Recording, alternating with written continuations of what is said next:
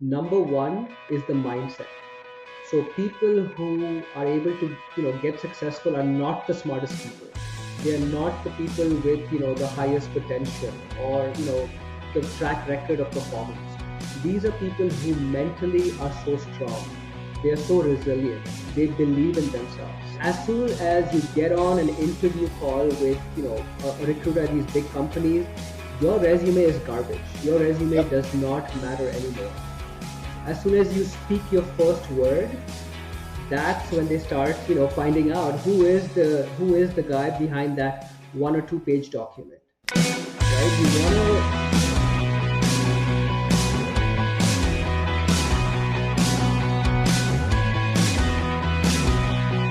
All right. Welcome back to this episode of the How to Get a Job podcast. Today, we're going to be talking about how to break into the big four, how to break into management consultant. And to do that, I have an amazing guest for you today. I have Yauhan Mehta. He's a career coach, a change management consultant, and a dad of three. Yauhan, welcome to the show. How are you doing today?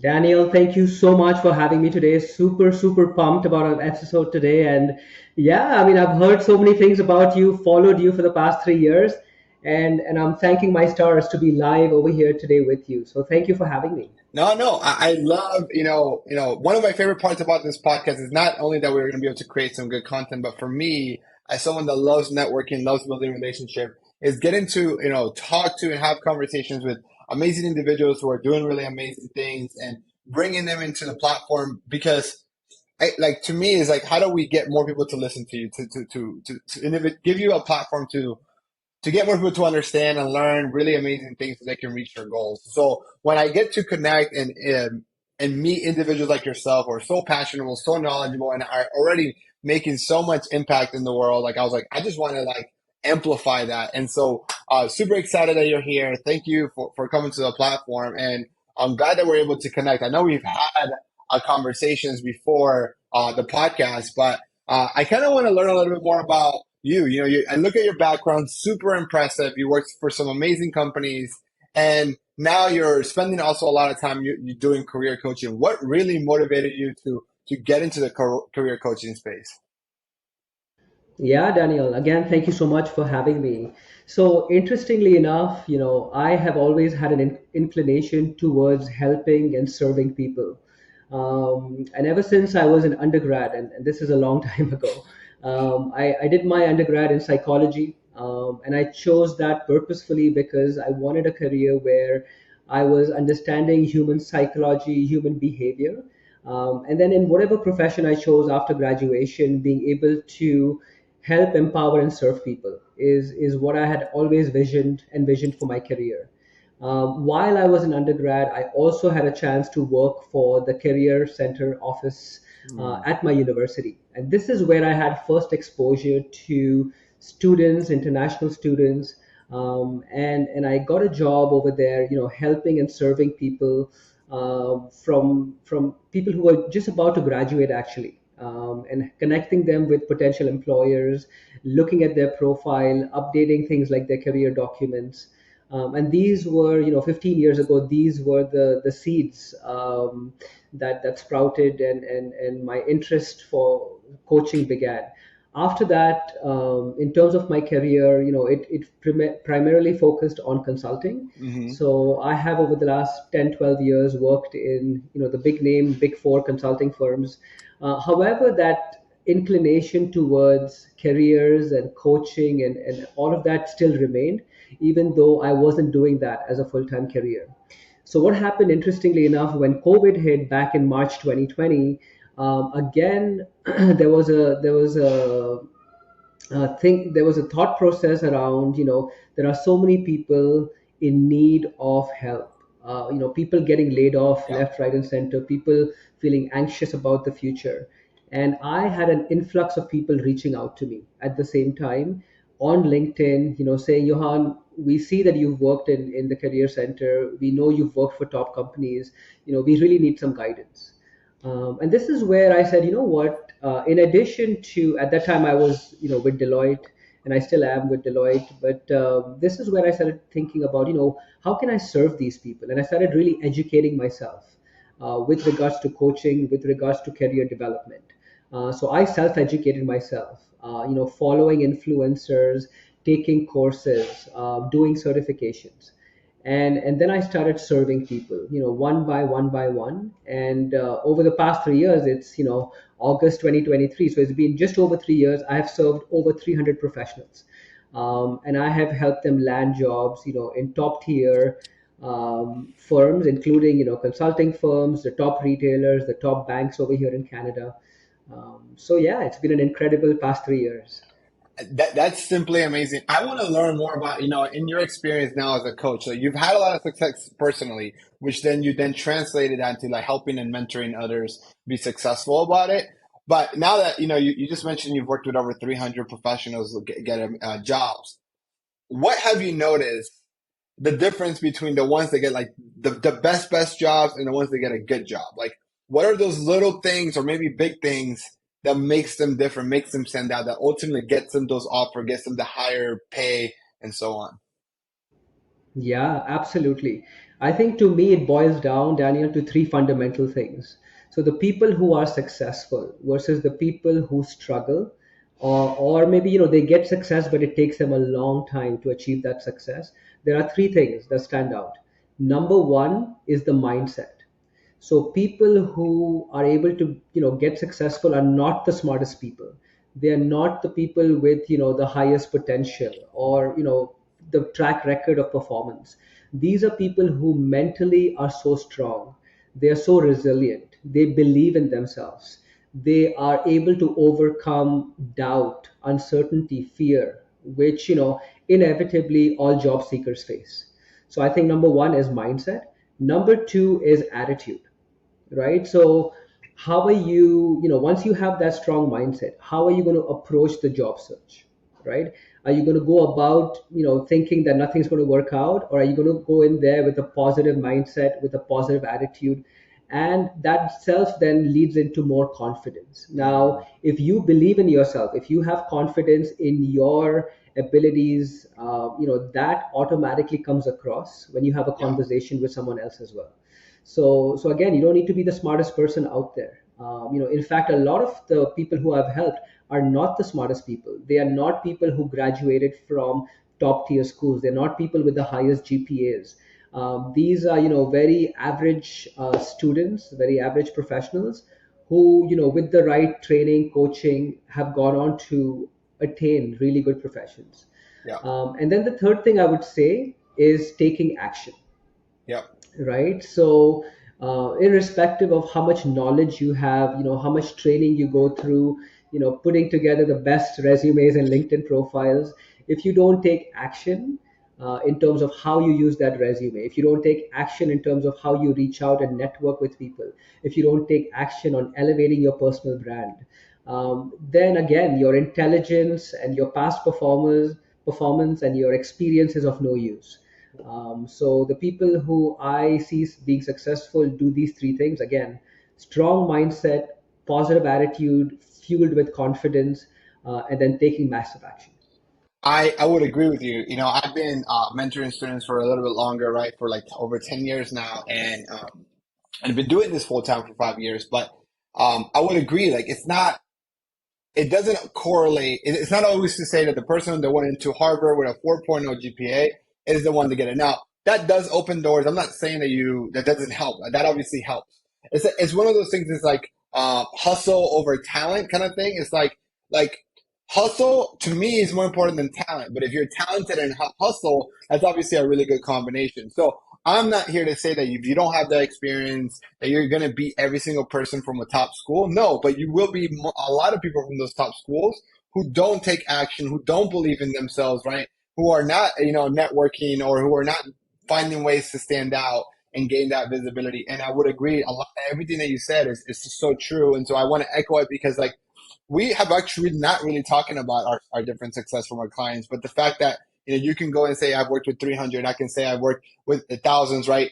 We still find the same commonality. It find very common trends on what's the difference between the individual that gets into the top, like, consulting firms, or the big four accounting firms, or the big finance companies, or the big tech companies, It's exactly what you just said, and I would 100% echo that sentiment. Now, look, a lot of the companies like that people reach out to us to want to work for, like like the Googles or the Deloitte or the PCNG or the McKinseys of the world, right?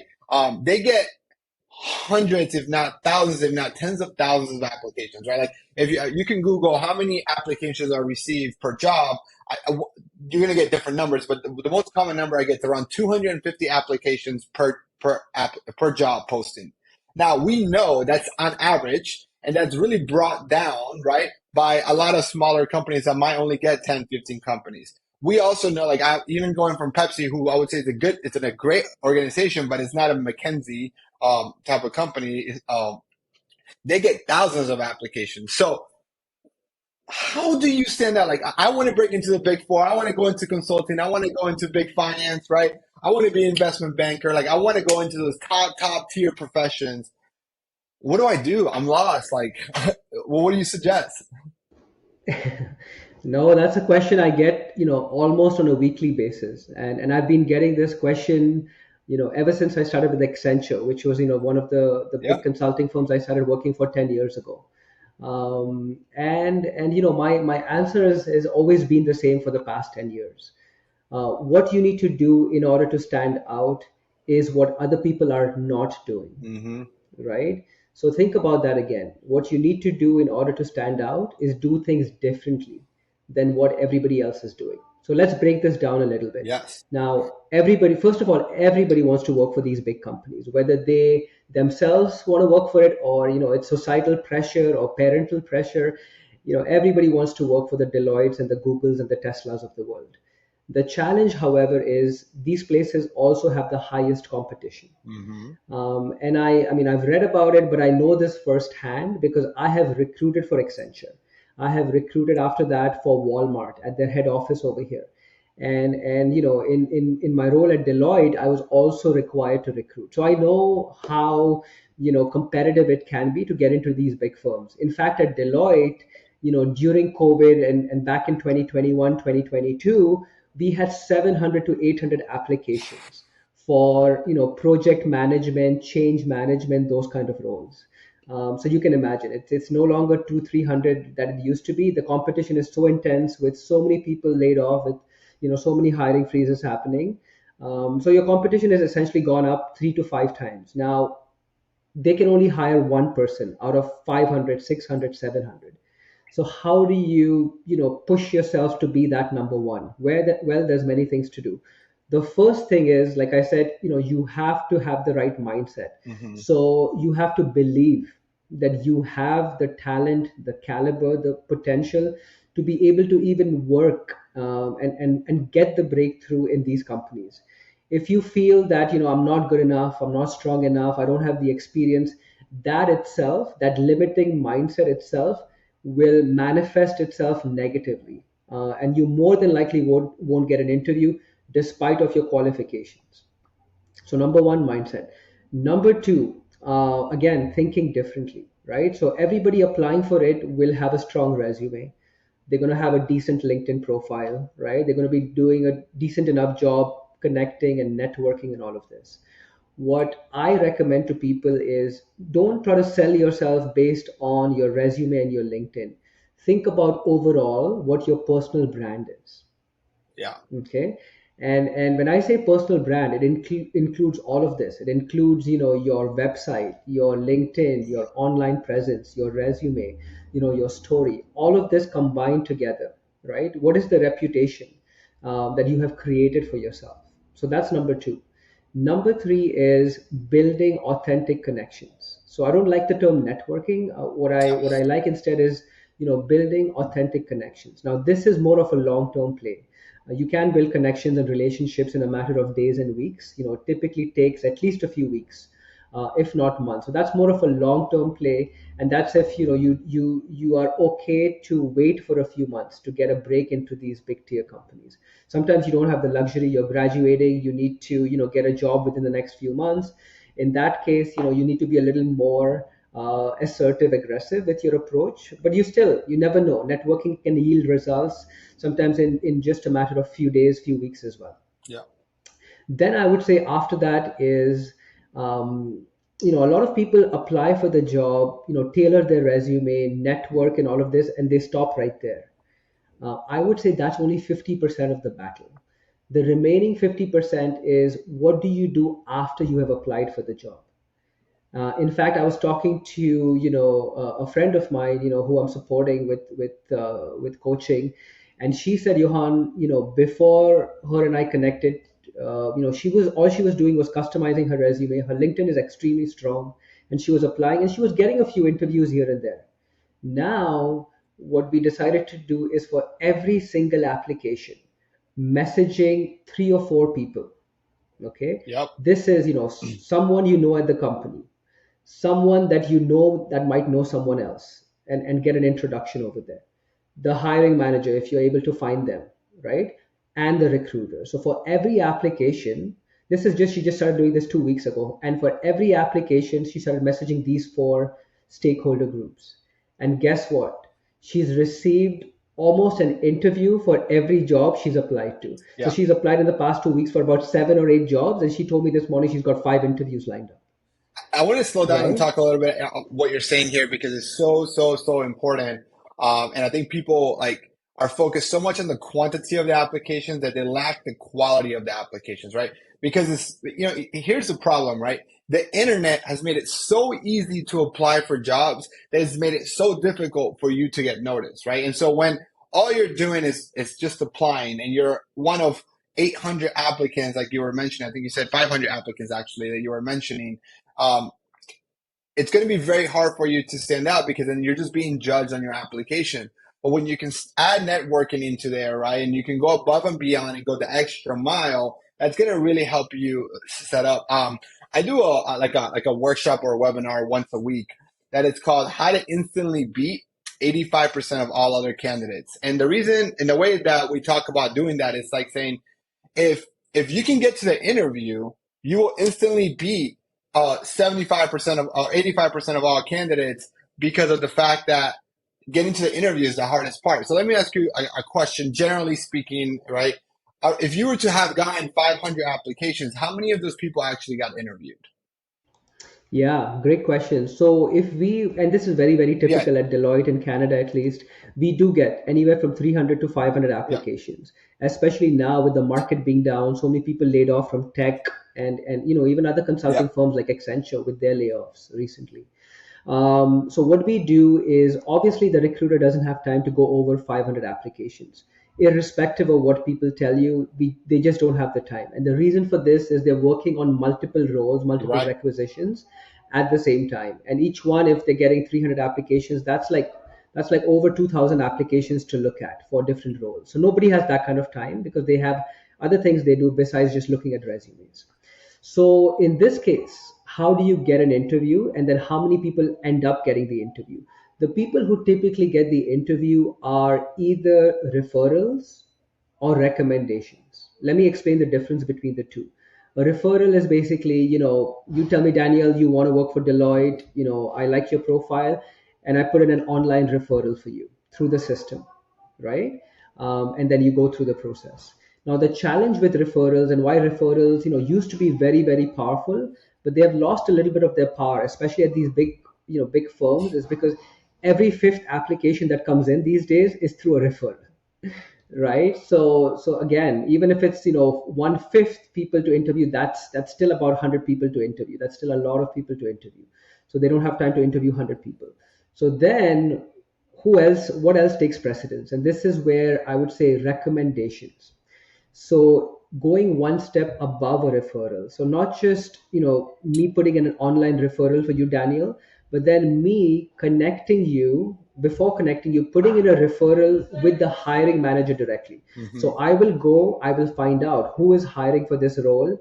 I will put in a word for you saying, Daniel, I know him personally. He's done exactly what you're looking for. This is his track record of success. Here's a copy of his resume and LinkedIn. Give him a chance to interview. You won't regret it, Yeah, right? If and obviously I need to have that credibility with the recruiter as well.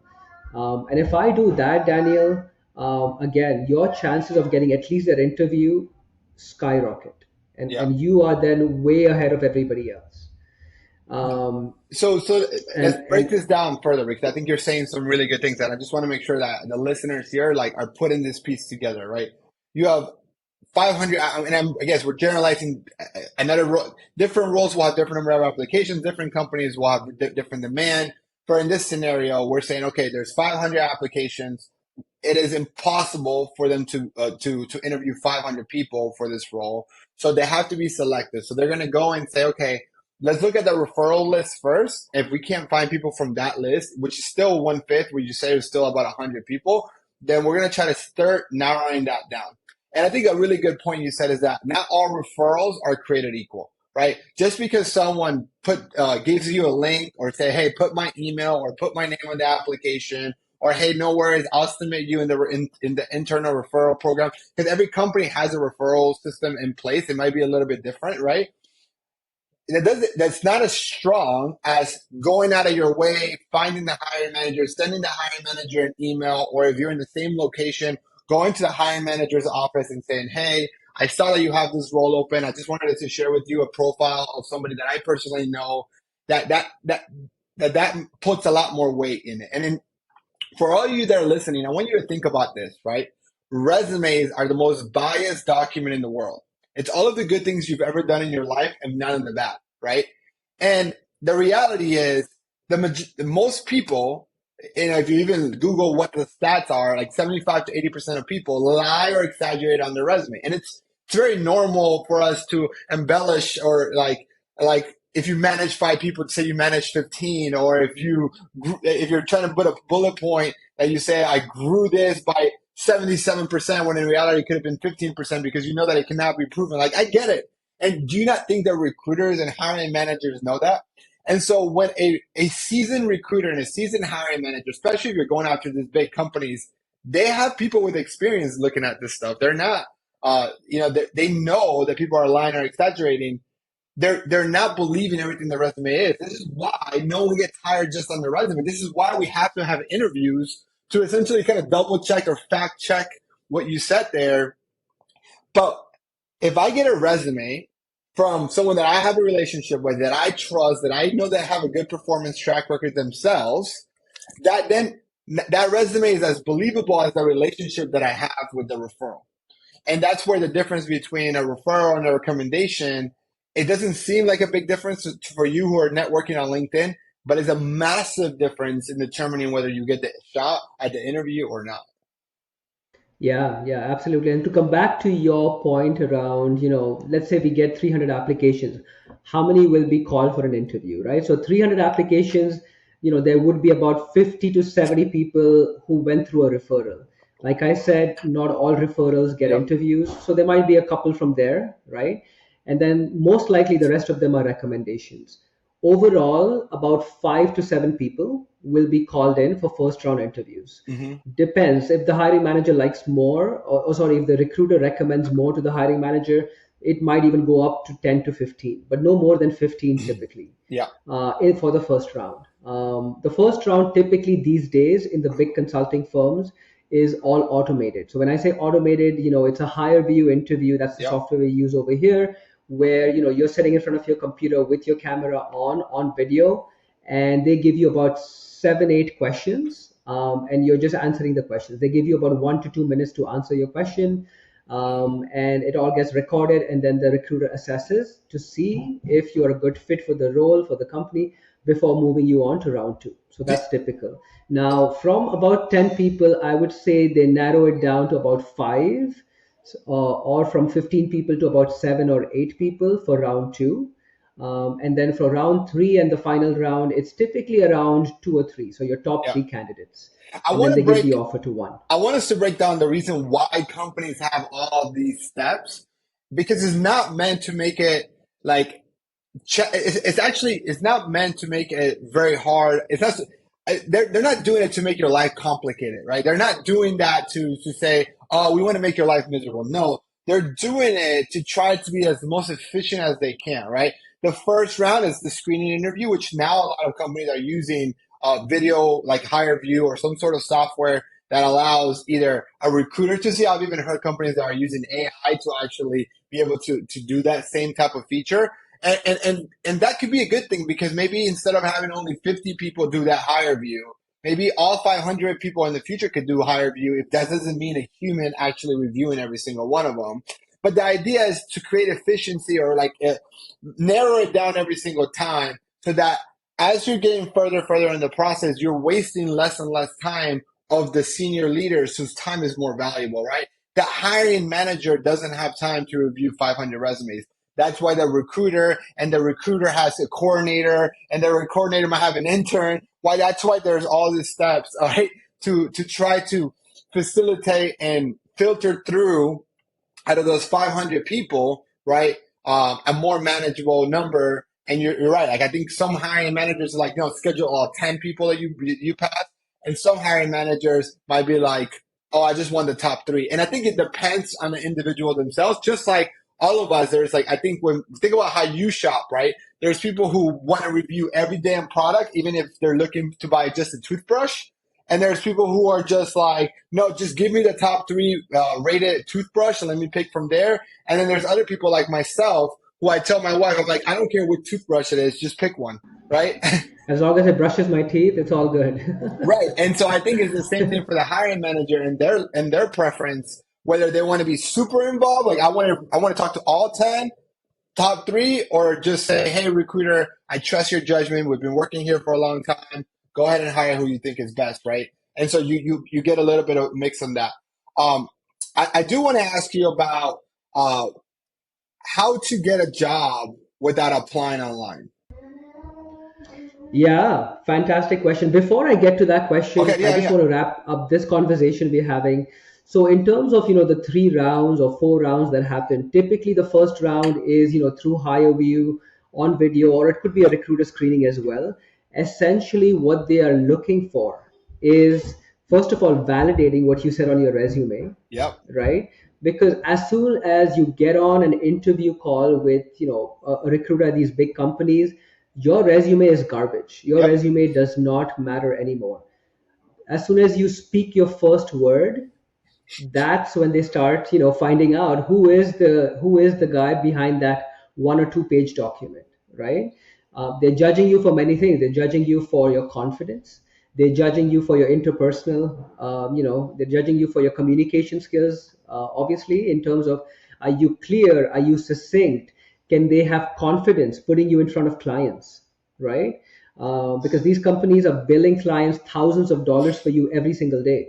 If they don't have the confidence that you can communicate clearly, you can hold up a good conversation, they're not going to put you in front of clients. If they can't put you in front of clients, guess what, you're not moving on to the second round, right? Yeah. So be prepared for that. Be prepared to talk about how you fit the role, why you're interested in the company, have an idea of what salary you're expecting, right? And do some research on the budget they have for the role, and then go in with 1 or 2 good questions to ask, right? If Yeah. you do that, you're good for the first round.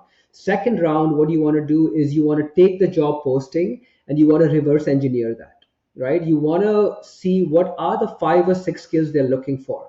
Hard skills such as strategic planning, project management, analyzing data, as well as soft skills. So things like problem solving, critical thinking, coming up with innovative ideas, right? That's typically the top 5 or 6 skills that consulting firms look for. Adaptability is the number one skill right now, in fact, that employers at these big companies look for, especially after COVID. So be prepared with at least 7 to 10 career stories of career success, career accomplishments as they tie in to the job posting, Yeah. right? So that's round two. It's a combination of your technical skills. So if it's a project manager role, obviously your project management expertise, along with your soft skills through behavioral questions. And then the final round is all about culture fit. So, okay, I know you can do the job. I know you can present in front of clients. I have confidence. However, how well are you going to fit into the culture? Are you going to be a culture add? Are you going to get along with the team? Are you going to stay with the company for at least a couple of years? So that's more of the culture fit round. So that's the breakdown, No, step I, by I love step. that. And I think it's super important to also understand like every single part of the interview might be with different stakeholders. And so like what a recruiter is looking for their job is to look like, does this individual meet the qualifications that the hiring manager is requesting for this particular role, right?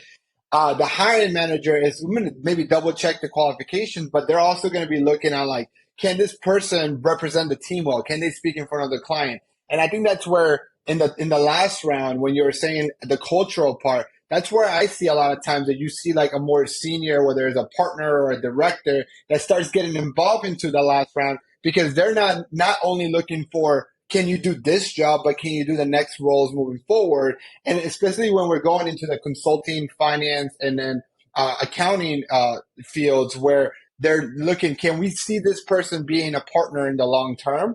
Because that's what they want. And if you think about what all these, whether it's the big four, whether it's the big consulting agencies, or whether you're going into the big like investment banking company, like companies like the Goldman Sachs of the world, right? They it's all ultimately going to come down to the people, right? Like they can only grow as much as the talent and the partners and the business they bring in. And so I think that's what's really important. And I will even say this, like one skill, and this is not about how you get the job, but this is more about how you maintain the job and grow in these firms. If you have aspirations to be a partner in any of these types of or like competitive organizations, right? You have to learn how to sell because that's the key. Like it's all about how much business can you bring in, retain, how many can you upsell your clients into new projects because you're able to identify opportunities. And so it doesn't matter how smart you are, but if you're not maintaining, keeping those clients and upselling them on new projects or bringing in new business, you're not going to get a partnership. Yeah, and a lot of people, I feel, they feel very intimidated by the word selling, Mhm. whether that is selling themselves on their resume or selling themselves on their interview. So what I like to say instead is, if you're not comfortable with the word selling yourself, think about how you can serve, right? Yep. So serving is a different way of looking at it, or supporting. Essentially, you're doing the same thing, but it's more of a softer, Yep. softer language. And in every job you are Yep. serving, your internal employees, you're serving, people who you're working with, you're serving your customers, your vendors, your clients. Yep. And if you operate from that mindset of serving, and this is what then helps with growth as well. Yep. Now, while doing that, obviously, you want to do so in a very collaborative way, as opposed to I'm better than this person or this. So in consulting, typically you'll find people who are extremely smart with very high IQs. But I feel the people who really progress are not the people again with the highest IQs. They're the people with the highest EQs. So Mhm. they know, to be smart, to speak up for themselves and sell themselves and support their clients. But they do so using empathy. Yep. They do so using more of an inclusive approach, as opposed to I put this presentation together, or it's all about my promotion. Yep. And that typically leads to it doesn't lead to positive Yeah. results, and they stall their career with that mindset. No, I love it. I love what your explanation and also too of sales. Like, I think people think of sales like a used car salesman, like, like trying to rip them off. But like the really good sales, especially when you're talking about B2B high level sales, it's all about problem solving. So, the better you can solve and collaborate and create win-win situations, like, the better long term you're going to be. So, I know, Johan, I know we're going to kind of running out of time here. I did want to just address back that question really quick and kind of wrap it up. It's crazy how fast we're already over 30 minutes. Generally, our podcast ends at 30 minutes. I know when we were talking that about how to get into these top companies without applying on, like, what do I mean by that? Because that's like super scary when I hear that. I'm like, yeah, that sounds too good to be true. But I would love for you to dive deeper into it. Yeah, yeah, yeah. So first of all, before I answer the question, I want to say that I have landed jobs at Accenture, Deloitte, and Walmart. So three top global companies, and I did not submit a single resume for any of these companies. In fact, I've had other associations and partnerships with other firms as well, through volunteer work and all of this. And again, my resume was never asked, at least in the initial conversation. So then how can you do the same for yourself? Now, I'm not saying that don't have a resume. Definitely Hmm. have a resume. Make sure you're customizing your resume before you submit it for the role. But as you were saying, Daniel, before, right? People can pay a resume writer and get the most fantastic resume out there. But a resume is only as good as, the person behind it, the person, who's actually going to interview, who's actually going to perform in the role. So these days, the market is extremely, extremely competitive, right? Everybody has a good resume. Everybody has a strong LinkedIn profile. So how can you still land interviews and land jobs without using your resume, without over relying on your LinkedIn profile?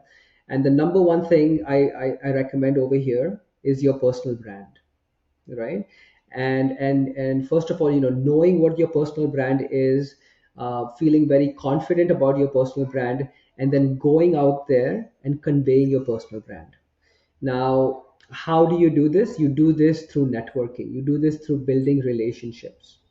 Okay, and all of this happens, step by step in a very intentional way. So first of all, figure out, what do you want to do? Where do you want to work? What kind of roles do you want to do?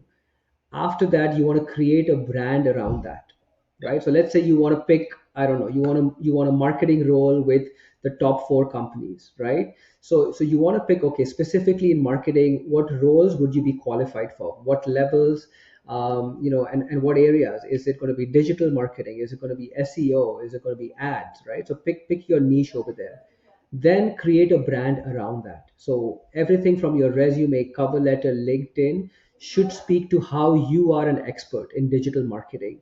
What problems can you solve for these potential employers? What solutions are you able to bring? What is your track record of success? Like, what have you done in the past? If you don't have experience, I want to see some projects. I want to see Yeah. some, initiatives you've taken, some freelancing work you've done, right? Where it gives me the confidence as an employer that, okay, he may not be the one with, the experience, but I see potential in him, Yeah. right?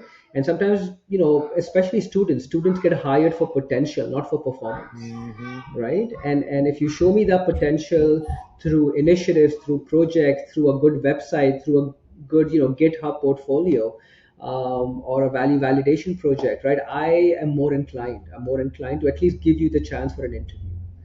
And then networking, so it's all about, going out there, knowing who to network with in your target companies, decision makers, recruiters, people on the team you'll be working with, right? Get your name out there to these people, and in the conversations you have, make yourself memorable, make them remember you for, all the great work you've done. And then, when there are openings, don't feel shy or intimidated to reach out to them, Yeah. right? Either before applying or after you've applied for the role. No, So I think no. these few strategies, yeah. That's super amazing. I agree. I think like if you are if you are networking, right, that's going to open a lot of. If you're building genuine relationships, it's going to open doors. The only thing is like that I would say like it's like it does take time. Like you don't expect to get a job in 2 weeks and not apply for a job because you're building those relationships. That does take time. And I think what I found is that it's better when you are either a student and you have like 2 semesters to do this, or you're working and you're happy with your job, but you're open to different opportunities where opportunities will come to you. Those types of opportunities come to you. If you have like less than 90 days to get a job, right?